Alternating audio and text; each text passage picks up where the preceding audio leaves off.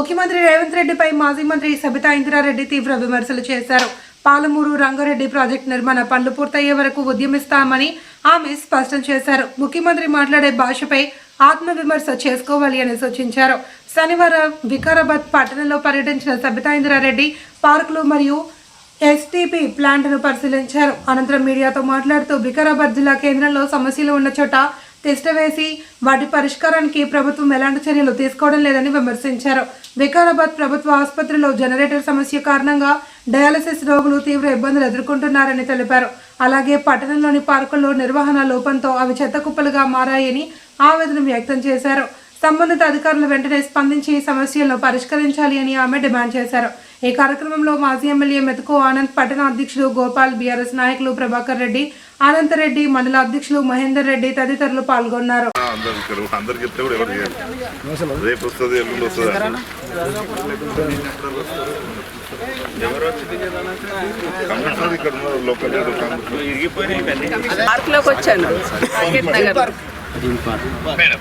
ఈ open gym అంతా పాడైంది కదా, కొత్త ఎందుకు తీసుకొస్తారు? రిపేర్ చేయాలి కదా, వీటిని ఏం చేస్తారు మరి తీసేసి?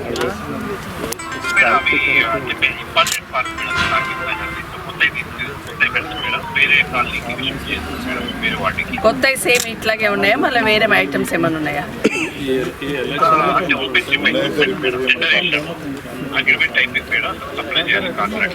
కాదండి, ఇది కూడా ఓపెన్ జిమ్మే కదా, ఒకే ఒక ఐటమ్ పాడైనట్టుంది కదా, మరి ఇవన్నీ షిఫ్ట్ చేసి వేరే పెడుతున్నారా? ఇవన్నీ ఏం చేస్తారు మరి తీసి? పాడైనవి మాత్రమే తీసేసి పెడతారు.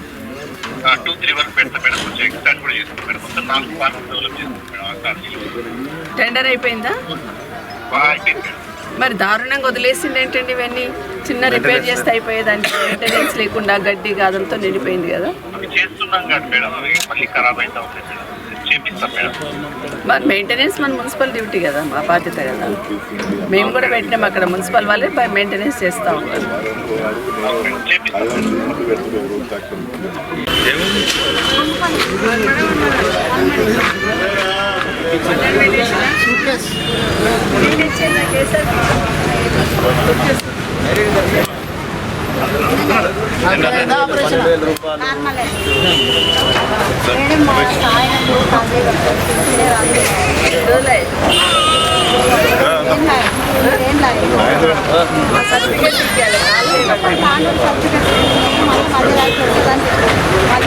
ఎవరు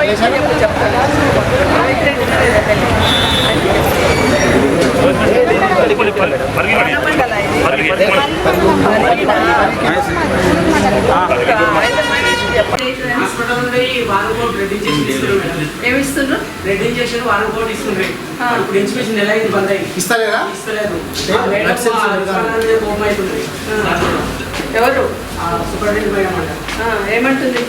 లేవు, మీరు పేషెంట్ ఇస్తలేరు అని అంటున్నారు మేడం. మాకైతే వాళ్ళు ఇస్తారు, వాళ్ళ స్టాక్ పంపిస్తలేరు. నెల రోజుల నుండి వస్తలేవు. ఎవరికి చెప్పాలి మరి? సూపరింటెండెంట్ చెప్పాలి. మరి పేషెంట్స్ ఇబ్బంది కదా ఇవ్వకపోతే?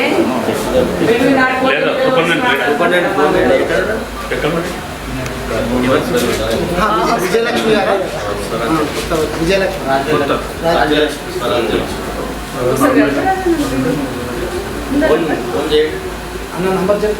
ఇది పెద్ద మరం కేసీఆర్ పెట్టిండు, లేకపోతే ఎక్కడెక్కడ తిరగాలని అవసరం, ఎక్కడ పోవాలో అర్థం కావాలి. ట్రీట్మెంటే తీసుకోకుండా దేవుళ్ళగా పెట్టింది ఇది డయాలసిస్ సెంటర్. పెన్షన్ వస్తుందా మీకు? అప్పుడు పెన్షన్లు రాయమన్నాం, డయాలసిస్ చేసుకుంటున్న వాళ్ళందరికీ ఊళ్ళో పింఛన్. అదే ఇక్కడ ఎక్కడ ఉంటే అక్కడ వస్తున్నాయి కదా, మంచిదయ్యా. నేను చెప్తా, డాక్టర్తో మాట్లాడు.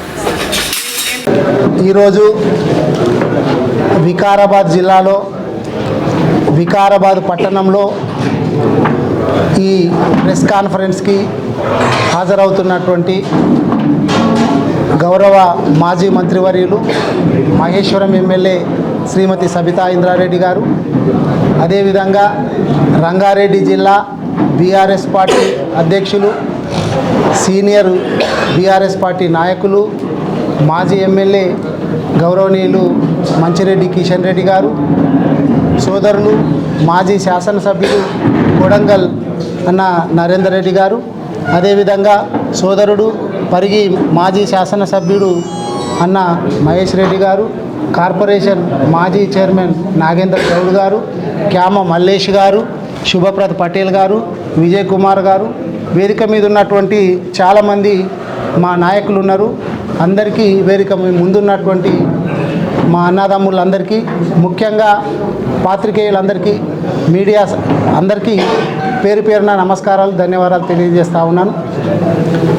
మీకు తెలుసు, ఒక 2-3 రోజుల క్రితమే రంగారెడ్డి జిల్లాలో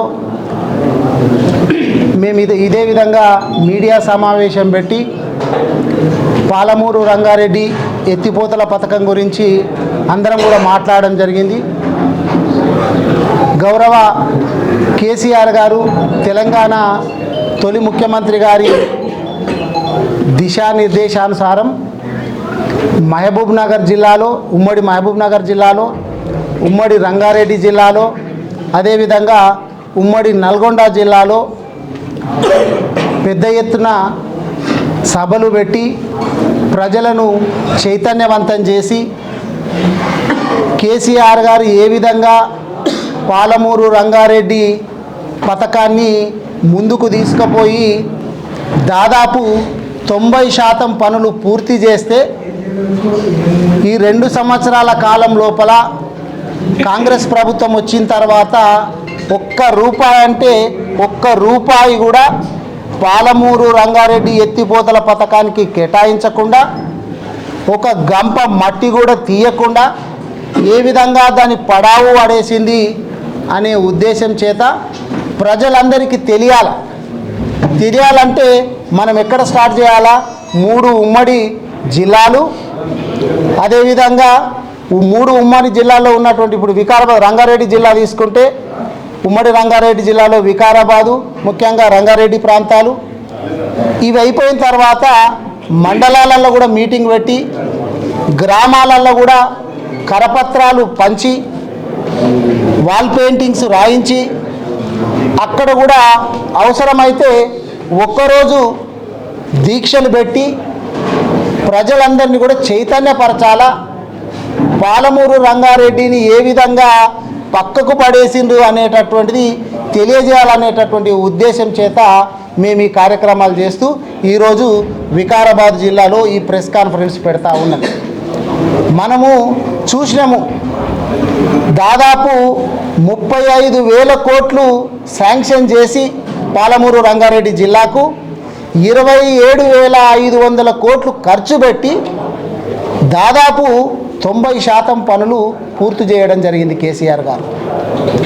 కానీ వీళ్ళు కనీసం కాలువలు కూడా తవ్వకుండా శాంక్షన్ టెండర్ అయినటువంటి టెండర్లను కూడా, పూర్తయినటువంటి టెండర్లను కూడా రద్దు చేసి ఈ పథకం ఒకవేళ ముందుకు సాగితే పేరు వచ్చేది కేసీఆర్ గారికి అనేటటువంటి ఒకే ఒక ఉద్దేశం చేత దాన్ని పడావు పెట్టడం జరిగింది. ఎందుకంటే మా వికారాబాదు జిల్లాకు సంబంధించి ముఖ్యంగా పరిగి, వికారాబాదు, తాండూరు, కొడంగల్కు సంబంధించి చేవెళ్ళ అంటే రంగారెడ్డి కింద వస్తుంది, కొంచెం పాటు ఇక్కడ వస్తుంది, దాదాపు ఒక 5-6 లక్షల ఎకరాలకు సంబంధించినటువంటి నీళ్లు మొత్తం పారేటి. మా వికారాబాద్ ఒక్క నియోజకవర్గానికి తీసుకుంటే కూడా దాదాపు 80-90 వేల ఎకరాలకు సంబంధించినటువంటి సాగునీరు వచ్చేది. కానీ రేవంత్ రెడ్డి గారు చేస్తున్నటువంటి పనులతోట ఒక కొడంగల్కు సంబంధించి మాత్రం ఒక లిఫ్ట్ పెట్టుకుంటా, కొడంగల్కి తీసుకుపోతా, నేను పేరు చెప్పుకున్నాడు మాత్రం వికారాబాద్ జిల్లా నాది అని చెప్తా.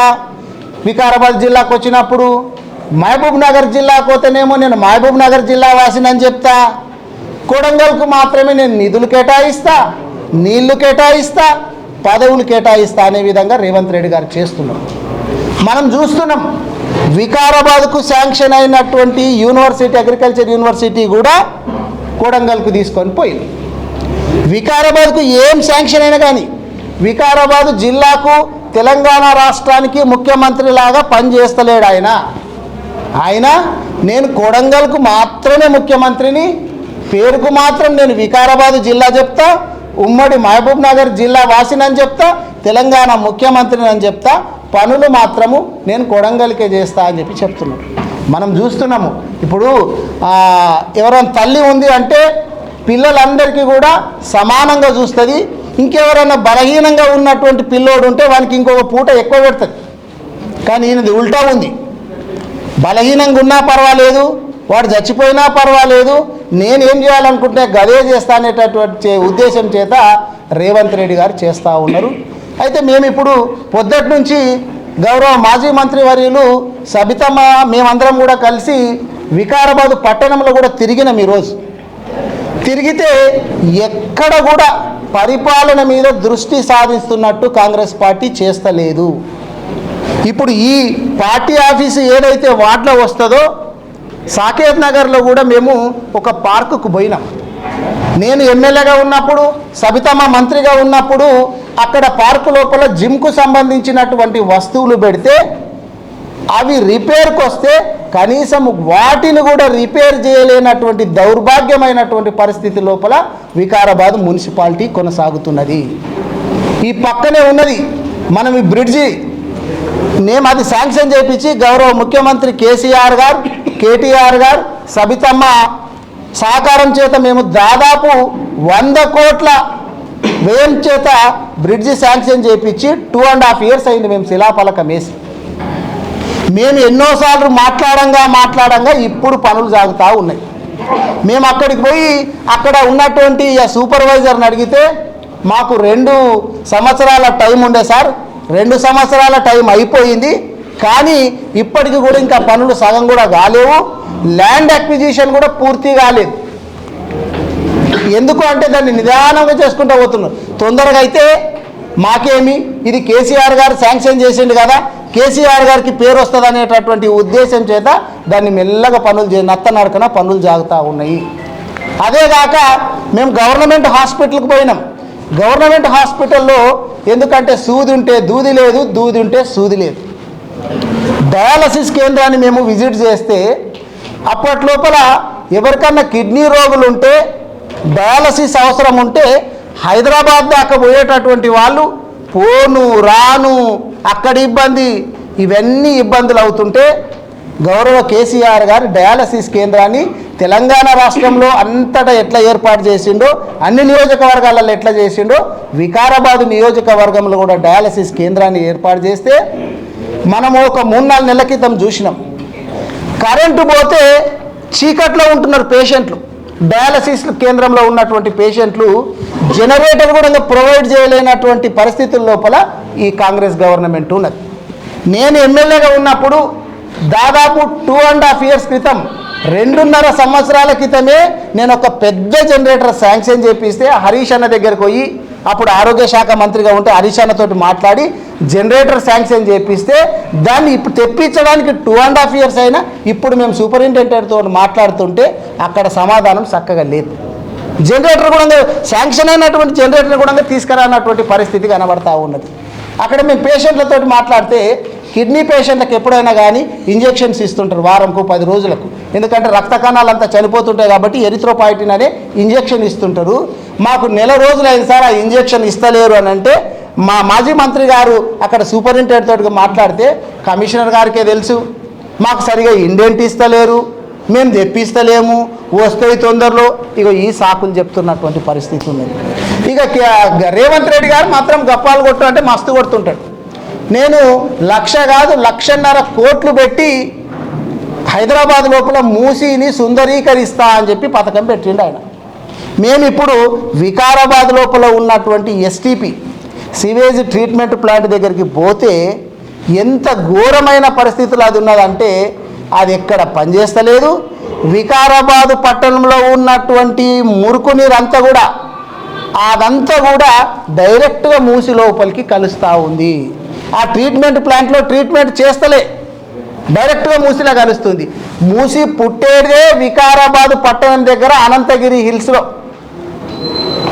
మూసి బుట్టేడి ప్లేస్ని నువ్వు పట్టించుకుంటలేవు. ఇక్కడ నుంచి స్టార్ట్ చేస్తే హైదరాబాద్ దాకా పోయేదాకా మొత్తం కూడా మూసి మొత్తం మురికి అయిపోయి ఒక మురికి కుంటలాగా పోతా ఉన్నది. మరి గీరాన్ని మంచిగా చేయలేవు నువ్వు ఇక భవిష్యత్తులో ఏం చేసుకొస్తావు సుందరీకరణ చేసి అనేటటువంటిది నేను రేవంత్ రెడ్డి గారిని ప్రశ్నిస్తూ ఉన్నా. మేమందరం కూడా ఇప్పుడు ఇక్కడ కూర్చున్నది ఏంటంటే వికారాబాద్ జిల్లాకు, రంగారెడ్డి జిల్లాకు, నల్గొండ, మహబూబ్ నగర్కు సంబంధించినటువంటి జిల్లాలందరికీ కూడా సస్యశ్యామలం కావాలంటే సాగునీరు కావాలి. మనకు తెలుసు గౌరవ ముఖ్యమంత్రి కేసీఆర్ గారు తాగునీటికి ఎన్ని ఇబ్బందులు ఉండనో అవన్నీ తీర్చినటువంటి గౌరవ ముఖ్యమంత్రి కేసీఆర్ గారు ఇంటింటికి భగీరథ పథకం ద్వారా నీళ్లు తీసుకొచ్చి ఇచ్చారు. ఇక నీళ్ళదై తాగునీరు అయిపోయింది కదా, సాగునీరు కూడా తీసుకురావాలనేటటువంటి ఉద్దేశం చేత కేసీఆర్ గారు పాలమూరు రంగారెడ్డి ఎత్తిపోతల పథకాన్ని ముందుకు తీసుకుపోతే దాన్ని ఇప్పుడు 10% పనులు పూర్తి చేయాలన్నటువంటి పరిస్థితి లోపల రేవంత్ రెడ్డి గారు ఉన్నారు. మనం దాన్ని మళ్ళా మొన్న మాట్లాడుతుంటే వీళ్ళు ఏం మాట్లాడుతున్నారంటే మీది 10 సంవత్సరాల లోపల పూర్తి చేసింటే ఇట్లా అవుతుండేనా? 10 సంవత్సరాల లోపల మేము 90% పనులు చేసినాము. ఇంకా ఆ మాటకు వస్తే 10 సంవత్సరాల కంటే ముందున్నటువంటి గవర్నమెంట్లన్నీ ఏవి? మీదే కదా, దాదాపు 50 సంవత్సరాలు కాంగ్రెస్ పార్టీ కదా తెలంగాణ రాష్ట్రాన్ని భారతదేశాన్ని పాలించింది. ఆ మధ్యలో ఇంకొక ఆంధ్ర పార్టీ వచ్చి కొద్ది రోజులు పార్టీ పాలించిపోయి మరి మీరు చేయనందుకే పడావు పడేసినందుకే ఇక్కడ దక్షిణ తెలంగాణను ముఖ్యంగా తెలంగాణను పట్టించుకోనందుకే కదా మేము అక్కడ కాళేశ్వరాన్ని కట్టి అక్కడ ఉత్తర తెలంగాణ లోపల నీళ్ళు ఇస్తూ ఉన్నాం. దక్షిణ తెలంగాణలో కూడా ఇక్కడ ఎన్నో ఉన్నాయి ప్రాజెక్టులు, మేము ఇవన్నీ ఒకటొకటి పూర్తి చేసుకుంటా ఉన్నాం. మీ పీరియడ్ లోపల ఏముందంటే పెండింగ్ ప్రాజెక్టులు అని ఒక లిస్ట్ ఉండేది. ఆ పెండింగ్ ప్రాజెక్టులన్నింటినీ కూడా మేము రన్నింగ్ ప్రాజెక్టు లాగా చేసుకొచ్చినటువంటి ఘనత గౌరవ కేసీఆర్ గారిది. మరి మీరేం చేస్తున్నారు? ఎక్కడన్నా ఒక పథకం కడుతుండ్రా, ఒక పథకం పెడుతుండ్రా కొత్తది, లేకపోతే ఒక ప్రాజెక్టు కడుతుండ్రా, ఒక చెక్ డ్యామ్ కడుతుండ్రా, చేస్తలేరు.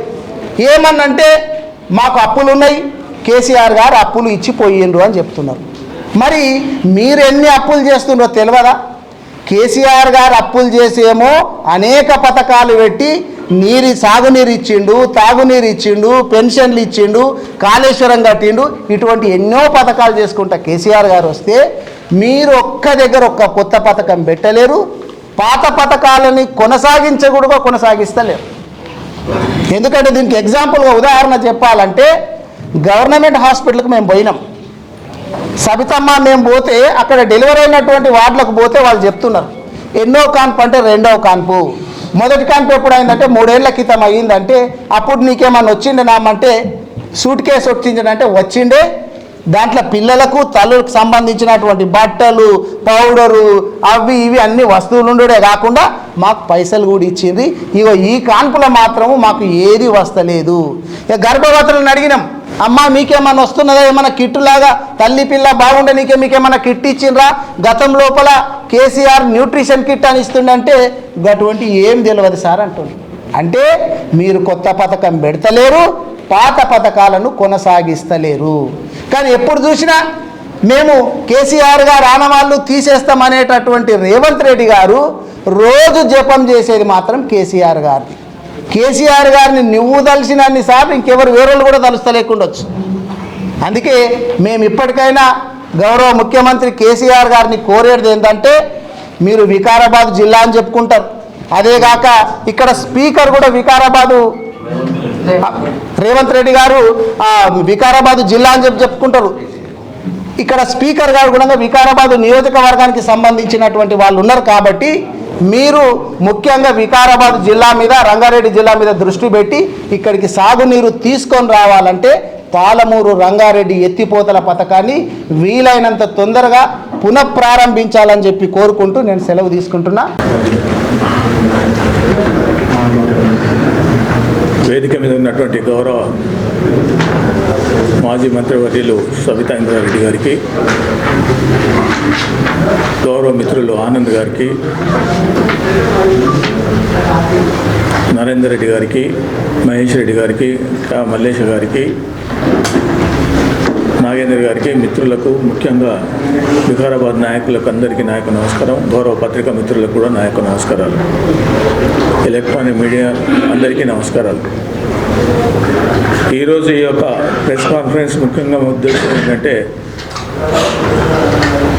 గత ప్రభుత్వం గౌరవ కేసీఆర్ గారు చేపట్టినటువంటి పాలమూరు రంగారెడ్డి ఎత్తిపోతల పథకం ఈ యొక్క రంగారెడ్డి జిల్లాకు, వికారాబాద్ జిల్లాకు సంబంధించినటువంటి 5 లక్షల ఎకరాలకు నీళ్ళు ఇవ్వాలనే ఆలోచన పెట్టుకున్నటువంటి సందర్భంలో పాలమూరుకు 7.5 లక్షలు, ఒక 55 వేలు మునుగోడు, అదేవిధంగా దేవరకొండకు సంబంధించినటువంటి విస్తీర్ణంగా వ్యవసాయం కోసం నీళ్ళు ఇవ్వాలనే ఆలోచన పెట్టి 90% కంప్లీట్ చేసి 35,000 కోట్ల రూపాయలు శాంక్షన్ చేసి 27,500 కోట్ల రూపాయల పని కంప్లీట్ చేసి ఒక 4 రిజర్వాయర్లు, మిషనరీ, అదేవిధంగా పంపు సెట్లు, కాల్వలు, అదేవిధంగా మొత్తానికి సంబంధించినటువంటి యొక్క 7.5 + 5 12.5 లక్షలకు 90% కంప్లీట్ చేయడం జరిగింది. ఇంకా ఉద్దండాపూర్ నుంచి సంబంధించినటువంటి ఏదైతే ఒక టెండర్ వెళ్ళడం జరిగిందో 7,000 కోట్ల రూపాయలకు, అది కంప్లీట్గా రద్దు చేశారు ఈ యొక్క రేవంత్ రెడ్డి గారి ప్రభుత్వం. రద్దు చేసి ఇప్పటి వరకు 2 సంవత్సరాల నుంచి ఒక చిన్న పని కూడా చేయనటువంటి కార్యక్రమం తీసుకోవడం జరిగింది. కక్ష సాధింపు, పాలమూరు రంగారెడ్డి నాది, నా జన్మ, కథ, ఆలోచన ఇవన్నీ చెప్తూ ఉంటాడు, కానీ చేసింది ఏమీ లేదు. 2 సంవత్సరాల నుంచి ఈ యొక్క ప్రాజెక్టు మీద ఒక 1 NP కూడా శాంక్షన్ చేసినటువంటి పాపాన పోలేదు. రేవంత్ రెడ్డి గారు మాట్లాడుతూ ఉంటాడు, ఏదనంటే నేను జురాల నుంచి నారాయణపేటకు, అదేవిధంగా మన కొడంగల్కు నీళ్ళు ఇస్తాను తెస్తాను అని చెప్పేసి అది కూడా ఇంతవరకు కూడా ఏది చేయనటువంటి పరిస్థితి కనబడుతూ ఉంది. ఉట్టి మాటలు చెప్పేసి పనితనం లేక ఇబ్బంది పడుతూ కనీసం ఈ యొక్క జిల్లాలకు సంబంధించిన నీరు లేక పాలమూరు రంగారెడ్డి ఎంతో ఇబ్బంది పడుతున్నటువంటి సందర్భాల్లో వీరు ఏ కార్యక్రమం కూడా తీసుకోవడం లేదు. కాబట్టి ఈరోజు ముఖ్యంగా ఈ యొక్క పాలమూరు రంగారెడ్డి ఎత్తిపోతల పథకం తీసుకోవాలని ప్రెషర్ పెట్టాలని, అదేవిధంగా ప్రభుత్వాన్ని ఖచ్చితంగా నిలదీయాలని, అదేవిధంగా రాజకీయంగా కాకుండా ప్రజలకు తెలియజేసే విధంగా, ప్రజల చైతన్యం చేసే విధంగా ఈ యొక్క కార్యక్రమం తీసుకొని మొన్నటి రోజు రంగారెడ్డి జిల్లాలో, ఈరోజు వికారాబాద్ జిల్లాలో, రేపు భవిష్యత్తులో కాన్స్టిట్యున్సీ వారిగా కూడా ఈ యొక్క కార్యక్రమాలు తీసుకోవడం జరుగుతుంది. చైతన్యవంతం చేస్తాం, ఖచ్చితంగా ఒత్తిడి తెస్తాం. కేసీఆర్ యొక్క ఆదేశాల మేరకు ఈ యొక్క ఆలోచన ఏదైతే మొన్నటి జరిగినటువంటి యొక్క కార్యక్రమాలు ఏవైతే తీసుకున్నారో, వారు ఉత్తమ్ కుమార్ రెడ్డి మాటలను బట్టి 45 TMCల నీళ్ళనే మాకు సరిపోతుందని ఉత్తరం ఏదైతే రాయడం జరిగిందో అది మా రంగారెడ్డి జిల్లాకు చాలా అన్యాయం జరుగుతుందని చెప్పేసి కూడా తెలియజేస్తూ ఉన్నా. అదేవిధంగా ఇవాళ 90 TMC నీళ్లు రావాలి మనకు, 90 TMCని తీసుకోకుండా 45 TMCలని చెప్పడం, అదేవిధంగా అక్కడ సెంట్రల్లో వాటర్ దానికి WCకి నీళ్లు కూడా ఇవ్వాలనేది కార్యక్రమం చేపట్టకుండా ఉత్తరాల ద్వారా కూడా వాళ్ళ యొక్క లెటర్ వాపసు రావడం, ఇవన్నీ కూడా చూస్తూ ఉంటే ఈ యొక్క కార్యక్రమం తీసుకోరు. ఖచ్చితంగా కాంగ్రెస్ ప్రభుత్వం తప్పుడు విధానాలతోటి, ఆలోచనతోటి ఈ యొక్క ప్రాజెక్టును ఫెయిలియర్ చేయాలి, కేసీఆర్ గారికి పేరు వస్తుందనే ఆలోచనతోటి అనవసరమైనటువంటి ఆలోచనలు చేయడం జరుగుతూ ఉంది. దీన్ని మేము పరిగణలోకి తీసుకొని ఎట్టి పరిస్థితుల్లో రాజకీయంగా మా అపోజిషన్ పార్టీ మేము ఉన్నాం, ప్రజలకు చైతన్యం చేస్తాం, ఖచ్చితంగా ముందుకు తీసుకుపోతాం. ఇదే ఉద్యమం రూపంలో తీసుకుపోవడానికి గౌరవ కేసీఆర్ గారి అనుమతి కూడా రావడం జరిగింది. కాబట్టి ఖచ్చితంగా రంగారెడ్డి, వికారాబాద్ జిల్లా, పాలమూరు జిల్లా, అదేవిధంగా నల్గొండలో 2 కాన్స్టిట్యున్సీలకు సంబంధించిన అందరం కూడా రాజకీయ నాయకులు అందరం కూడా పార్టీ పరంగా తప్పకుండా ఉద్యమం రూపంలో తీసుకుపోవడం జరుగుతుందని చెప్పేసి కూడా నేను తెలియజేస్తా ఉన్నాను. గౌరవనీయులు రంగారెడ్డి జిల్లా అధ్యక్షులు మంచిరెడ్డి కిషన్ రెడ్డి గారు, వికారాబాద్ జిల్లా అధ్యక్షులు ఆనంద్ గారితో పాటు గౌరవ మాజీ శాసనసభ్యులు మహేష్ రెడ్డి గారు, కొడంగల్ మాజీ శాసనసభ్యులు నరేందర్ రెడ్డి గారితో పాటు గౌరవనీయులు వేదిక మీద చైర్మన్ గారు నాగేందర్ గారు, అదే శుభప్రభ పటేల్ గారు, విజయ్ కుమార్ గారు, మా సోదరులు భువనగిరి ఎంపీగా పోటీ చేసిన యామ మల్లేష్ గారు, గౌరవ ప్రజాప్రతినిధులందరూ ముందు కూర్చున్నారు. అందరికీ పత్రికా మీడియా సోదరులకు కూడా నమస్కారాలు. ఈరోజు ఇద్దరు అధ్యక్షులు మాట్లాడున్నారు. పాలమూరు రంగారెడ్డి, నిజంగానే రంగారెడ్డి జిల్లాలో అంటే వికారాబాద్ జిల్లాకు సంబంధించి ఇక్కడున్న రైతన్నలందరూ కూడా కాళేశ్వరం పూర్తయిన తర్వాత కేసీఆర్ గారు ఖచ్చితంగా పాలమూరు రంగారెడ్డి కూడా పూర్తి చేస్తారు, మాకు నీళ్ళు వస్తాయని గంపడి ఆశతో ఎదురు చూస్తున్న వికారాబాద్ జిల్లా, రంగారెడ్డి జిల్లా ప్రజల రైతన్నల ఆశల మీద నీళ్లు చల్లేటట్టు రేవంత్ రెడ్డి గారు ఈ 2 సంవత్సరాలలో కనీసం ఈ ప్రాజెక్ట్ ఉందని ఆలోచన కూడా చేయకుండా, కనీసం అటు పక్క తిరిగి చూడకుండా వికారాబాద్ జిల్లాకు సంబంధించిన రేవంత్ రెడ్డి గారు కనీసం దాని మీద దృష్టి కూడా పెట్టలేదనేది వాస్తవం. కేసీఆర్ గారు 2 సంవత్సరాల నుండి రాష్ట్ర ప్రభుత్వ పనితీరును కూడా అబ్జర్వ్ చేస్తూ ముఖ్యంగా తెలంగాణ ప్రాంతానికి అన్యాయం జరుగుతూ ఉంటే తెలంగాణ హక్కుల కోసం ఎంతవరకైనా వెళ్తాననే ఒకే ఒక నాయకుడు ఎవరంటే కేసీఆర్ గారు. ఎవరితోనైనా పోరాటం చేస్తాను, తెలంగాణ హక్కులకు భంగం కలిగితే ఎంత దూరమైనా వెళ్తాననే నాయకుడు ఒక కేసీఆర్ గారు. ఎందుకంటే తెలంగాణ రాష్ట్ర సాధనలో 14 సంవత్సరాలు పోరాటం చేసి తెలంగాణ రాష్ట్రాన్ని సాధించి 10 సంవత్సరాలు తెలంగాణ రాష్ట్రాన్ని ఒక్కొక్క మెట్టు ఒక్కొక్క ఇటుక పేర్చినట్టు పేర్చి రాష్ట్రాన్ని బాగు చేసుకుంటూ వచ్చారు. కాబట్టి తెలంగాణ రాష్ట్రం అన్నా తెలంగాణ ప్రజలన్నా కేసీఆర్ గారు తన శ్వాసగా భావిస్తారు.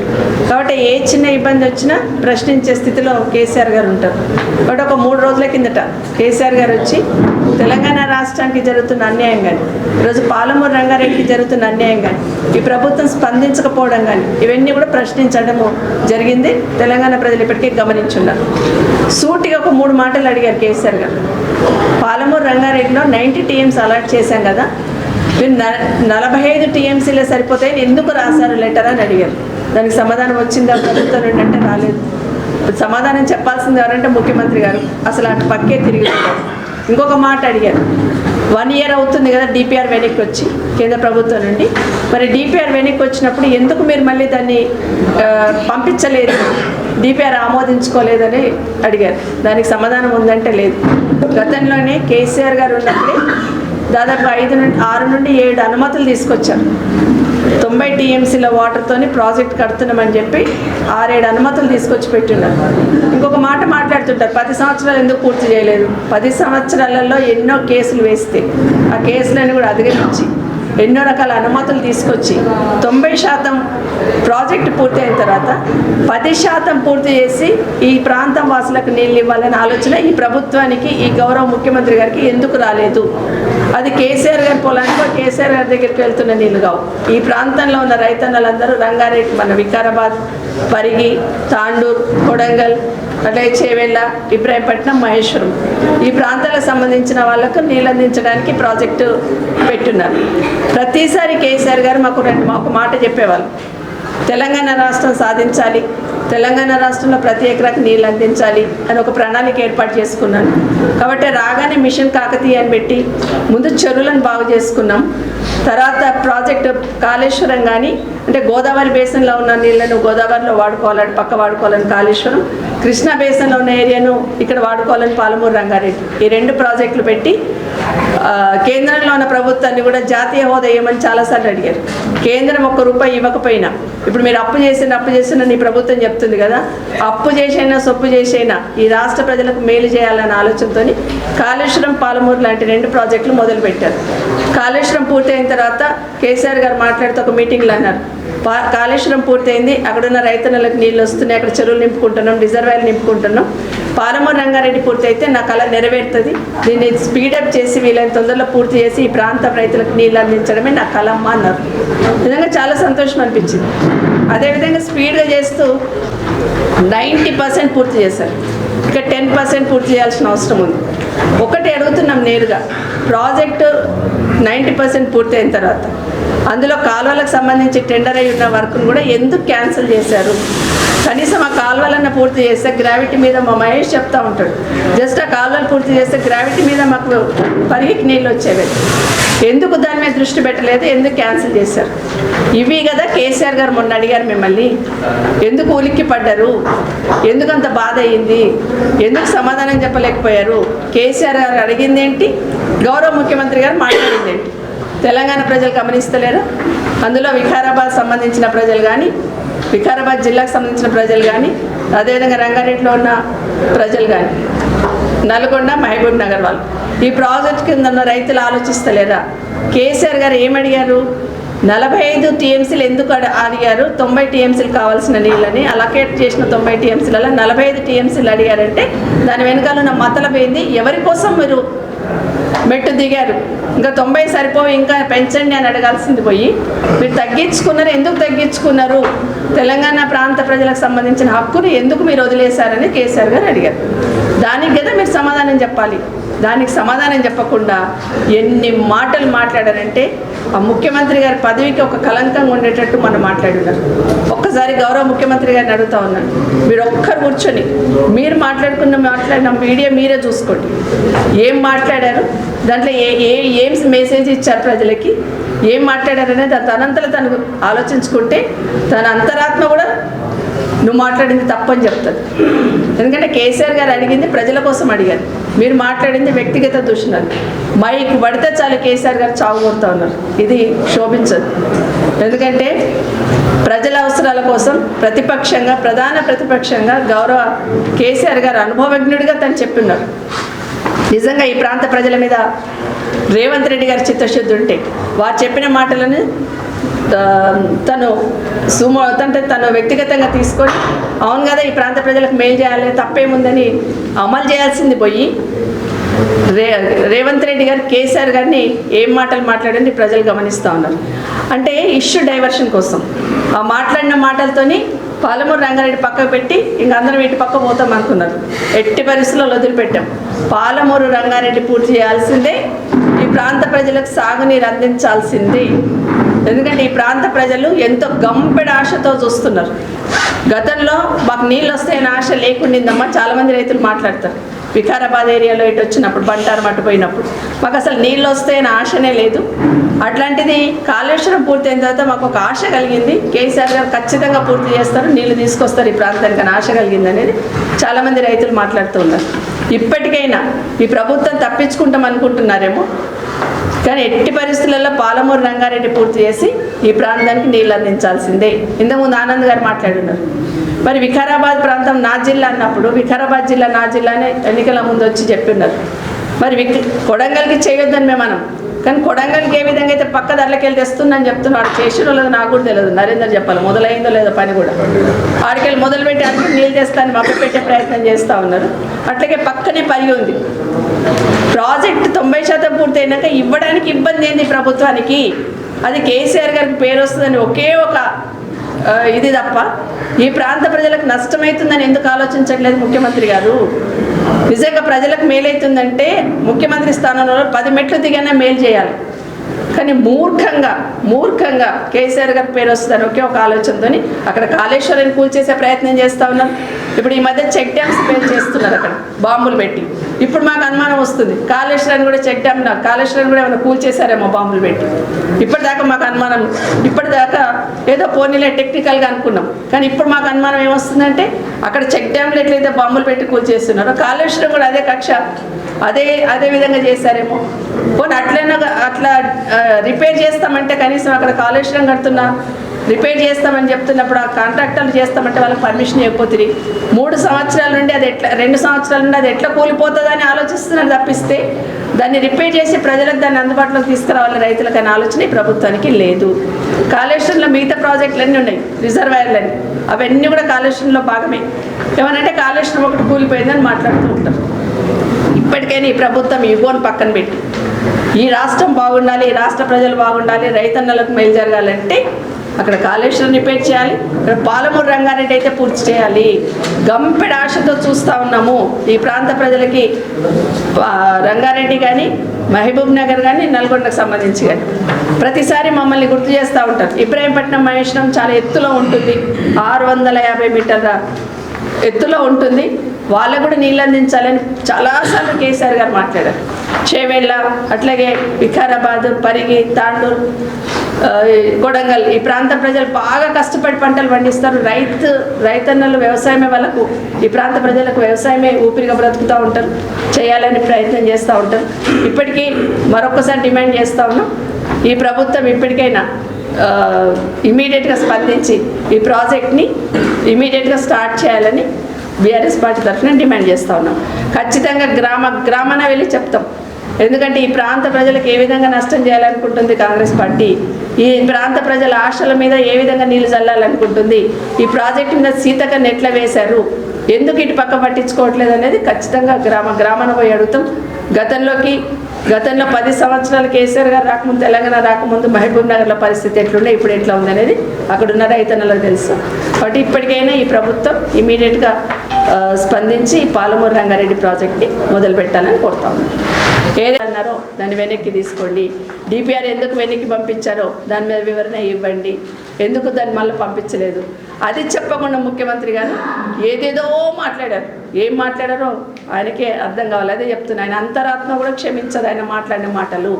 ఇప్పటికైనా ఆ మాటలను పక్కన పెట్టి బాధ్యత గల ముఖ్యమంత్రిగా ప్రజల అవసరాలను గమనిస్తూ ఇవన్నీ పాలమూరు రంగారెడ్డిని ఇమీడియట్గా టేకప్ చేయాలని డిమాండ్ చేస్తూ ఉన్నాను.